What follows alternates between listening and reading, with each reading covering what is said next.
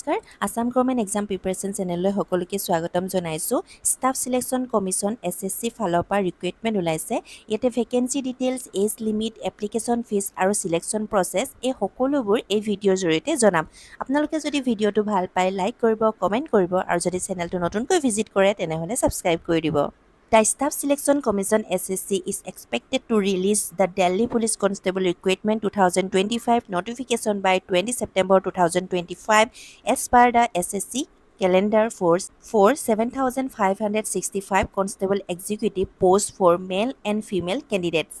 Staff Selection Commission SSCয়ে release কৰিছে Delhi police constable recruitment 2025 যি আপোনালোকৰ নটিফিকেশ্যন ৰিলিজ হৈছে 20 ছেপ্টেম্বৰ 2025 আৰু ইয়াতে এজ পাৰ SSC কেলেণ্ডাৰ ইয়াতে টোটেল ভেকেঞ্চি আছে 7,565 কনষ্টেবল এক্সিকিউটিভ পোষ্ট মেল আৰু ফিমেল সকলো কেণ্ডিডেটে এপ্লাই কৰিব পাৰিব This recruitment conduct on behalf of Delhi Police it restrained law enforcement in the capital with application opening from 22 September to 21 October 2025.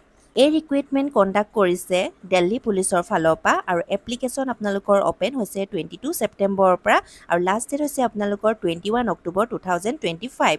Eligible candidate is 18 to 25 years with 10+2 qualification and a valid LMB driving license. Can apply online at ssc.government.in.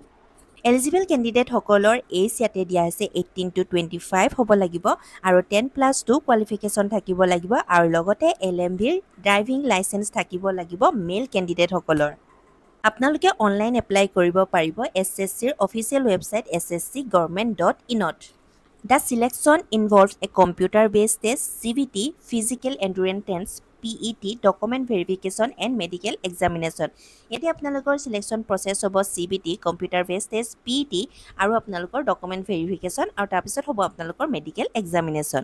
The Delhi Police Constable Recruitment 2025 opened doors for Assamese youth to a secure central government job in India's capital.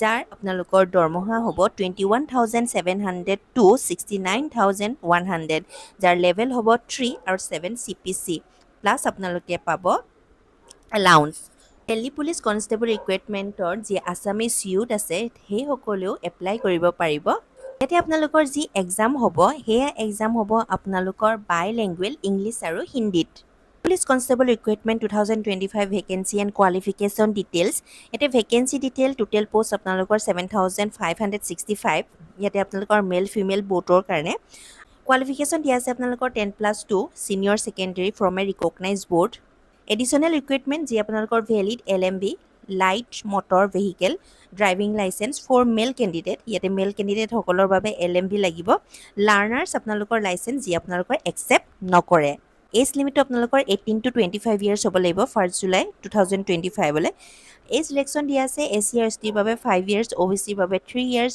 PWBD বাবে 10 years ex-servicemen as per government norms other categories as per SSC rules police constable application fees ইয়াতে general OBC EWSৰ বাবে 100 rupees আৰু SC ST PWBDৰ বাবে কোনো fees নাই mode of payment online আপোনালোকৰ debit credit card net banking আৰু UPI দ্বাৰা আপোনালোকে অনলাইন পেমেণ্ট কৰিব পাৰিব Delhi police constable selection process ইয়াতে চিলেকশ্যন প্ৰচেছটো আপোনালোকৰ ৰিটেন এক্সাম CBT যি আপোনালোকৰ অবজেক্টিভ টাইপ টেষ্ট 100 মাৰ্কছ তাৰপিছত হ'ব আপোনালোকৰ ফিজিকেল এণ্ডুৰেঞ্চ টেষ্ট PET য'ত আপোনালোকৰ ৰানিং লং জাম্প হাই জাম্প এইবিলাক থাকিব document verification of educational category certificate medical examination হ'ব য'ত আপোনালোকৰ ফিটনেছটো চোৱা হ'ব ৰিটেন এক্সাম CBTৰ আপোনালোকৰ পেটাৰ্ণটো হ'ব অনলাইন টোটেল মাৰ্কছ আৰু কুৱেশ্যন থাকিব 100 মাৰ্কছ 100টা কুৱেশ্যন থাকিব MCQ আপোনালোকৰ টাইম পাব 90 মিনিটছ আৰু ইয়াতে 0.25 মাৰ্কছ থাকিব পাৰ ৰং এনচাৰ সাবজেক্ট আপোনালোকৰ থাকিব জেনেৰেল নলেজ কাৰেণ্ট এফেয়াৰ্ছ য'ত কুৱেশ্যন থাকিব 50 আৰু মাৰ্কছ থাকিব 50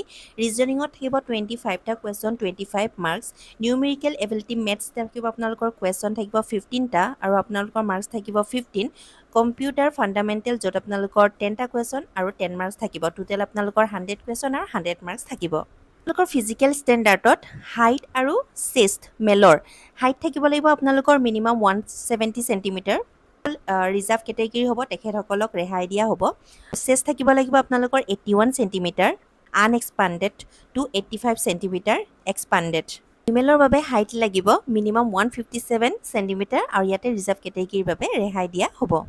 PET ইয়াতে মেলৰ বাবে 16 মিটাৰ ৰেচ ইন 6 মিনিটত হ'ব লাগিব। লং জাম্প 14 ফিট আপোনালোকৰ হ'ব, তাতে আপোনালোকৰ 3টা চান্স দিয়া হ'ব। হাই জাম্পত 3.9 ফিট, য'ত ইয়াতো আপোনালোকৰ 3টা চান্স দিয়া হ'ব।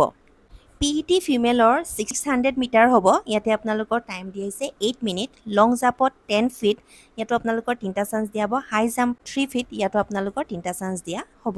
How to apply for Delhi police constable recruitment 2025। এই পষ্টসমূহৰ বাবে এপ্লাই কৰিবলৈ আপোনালোকে SSCৰ অফিচিয়েল ৱেবছাইট sscgovernment.in যাব লাগিব। তাতে নিউ ৰেজিষ্ট্ৰেশ্যন কৰি দিল্লী পুলিচ কনষ্টেবল 2025ত ক্লিক কৰি তাতে আপোনালোকৰ যি পাৰ্চনেল ডিটেইলছখিনি আপোনালোকে জেনেৰেট কৰি ৰেজিষ্ট্ৰেশ্যন নাম্বাৰ আৰু পাছৱৰ্ড দিব লাগিব। তাৰ লগ ইন কৰি আপোনালোকে অনলাইন এপ্লিকেশ্যন ফৰ্মখনত যি এডুকেশ্যনেল আৰু পাৰ্চনেল ইনফৰ্মেশ্যন আছে সেইখিনি আপোনালোকে কমপ্লিট কৰিব লাগিব। আপোনালোকে আপলোড কৰিব লাগিব photograph, signature, 10+2 certificate, driving licence, 4 males আৰু category certificate if applicable.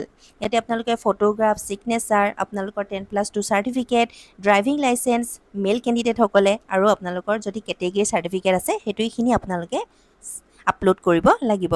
Pay the application fees online if applicable, আৰু যিসমূহৰ এপ্লিকেশ্যন ফিজ আছে তেখেতসকলে অনলাইন এপ্লিকেশ্যন ফিজ পে কৰিব লাগিব। Submit the form and take a print out for future reference. ইয়াতে আপোনালোকে print আউটখন উলিয়াই ল'ব পাৰিব আৰু এপ্লিকেশ্যন পিৰিয়ডটো আপোনালোকৰ 22 September to 21 October 2025।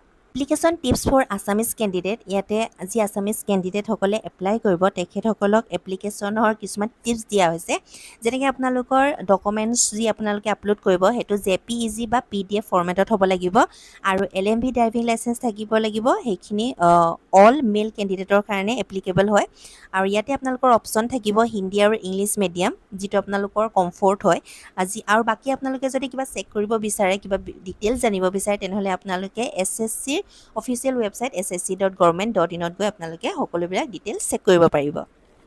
Important that's, ইয়াতে ইম্পৰ্টেণ্ট ডেটছখিনি যি আছে, যি আপোনালোকৰ এক্সাম ডেট আপোনালোকৰ ডিচেম্বৰ হ'ব পাৰে নাইবা জানুৱাৰী হ'ব পাৰে। ইয়াত 2টা মাহ দিয়া আছে, ইয়াতে আপোনালোকৰ ডিচেম্বৰ আৰু জানুৱাৰী, এই 2টা মাহৰ ভিতৰত কোনোবা এটা মাহত আপোনালোকৰ ৰিটেন এক্সাম হ'ব।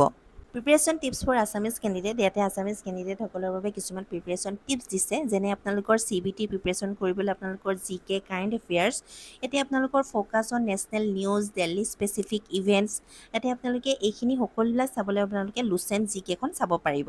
ৰিজনিঙত আপোনালোকে প্ৰেক্টিছ কৰিব লাগিব পাজুল, এনালিচিছ, যি আপোনালোকৰ RS আগৰৱালা বুকৰ পৰা পাৰিব।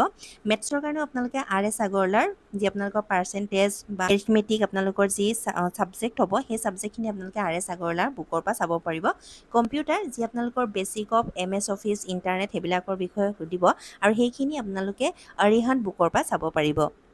PETৰ বাবে আপোনালোকে ৰানিং আৰু জাম্পখিনি আপোনালোকে পাৰিব লাগিব ভালদৰে। আপোনালোকে joint local gym in Assam, আপোনালোকে আছামিজ এডভান্টেজ, ইয়াতে আপোনালোকৰ বাই লেংগুৱেজ আছে হিন্দী আৰু ইংলিছ।